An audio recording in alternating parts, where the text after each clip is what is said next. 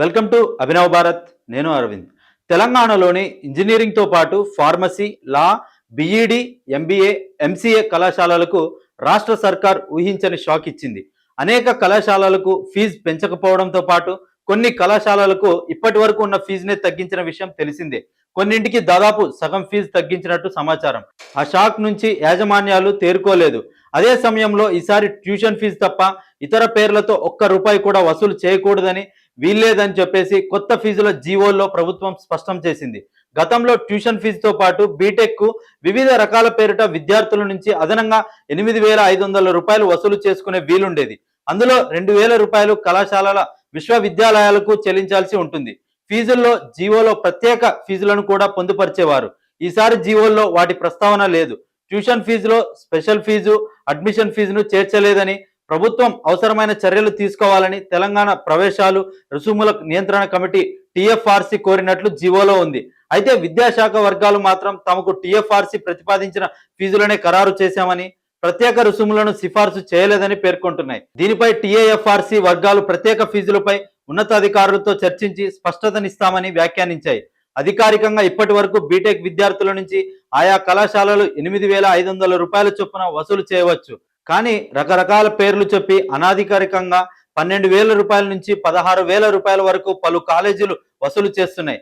ఆ ప్రకారం ఏటా కనీసం 25,000 కోట్ల రూపాయల నుంచి 35,000 కోట్ల రూపాయల వరకు అదనంగా పొందుతున్నట్లు అంచనా. ఇతర కోర్సులను కూడా కలిపితే దాదాపుగా 100 కోట్ల రూపాయలు దాటుతాయి.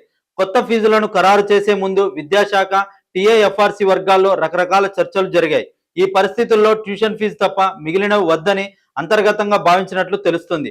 అందుకే టీఏఎఫ్ఆర్సీ వాటిని సిఫార్సు చేయలేదని, విద్యాశాఖ జీవోలో ప్రస్తావించలేదని భావిస్తున్నారు. కళాశాలల యాజమాన్యులు మాత్రం కొన్ని రకాల ఫీజులను తీసుకోవచ్చని అఖిల భారత సాంకేతిక విద్యా మండలి ఏఐసిటిఈ అనుమతి ఇచ్చినట్లు చెబుతున్నాయి. గతంలో అదనపు రుసుములు చూసుకుంటే విద్యార్థులు కళాశాలలో ప్రవేశం పొందేటప్పుడు రిజిస్ట్రేషన్, గుర్తింపు రుసుము పేరిట దాదాపుగా 2,000 రూపాయలు చెల్లించాలి. అందులో 500 రూపాయలు కళాశాల యాజమాన్యం విశ్వవిద్యాలయానికి చెల్లిస్తుంది. కళాశాల ఉత్సవాలు, రీడింగ్ రూమ్, కళాశాల మ్యాగజైన్, ప్రయోగశాల, గ్రంథాలయ రుసుము, కంప్యూటర్, ఇంటర్నెట్, క్రీడలు, ప్రాంగణ నియామకాలు తదితరాలకు 1,000 రూపాయలు చెల్లించాలి. కళాశాలకు విశ్వవిద్యాలయం కామన్ సర్వీస్ అందించేందుకు 1,500 రూపాయలు చెల్లించాలి. పరీక్షలకు సంబంధించిన పాఠ్య ప్రణాళిక మార్పు, అధ్యాపకుల శిక్షణ, వెబ్సైట్ నిర్వహణ తదితర సేవలకు వాటిని వసూలు చేస్తారు.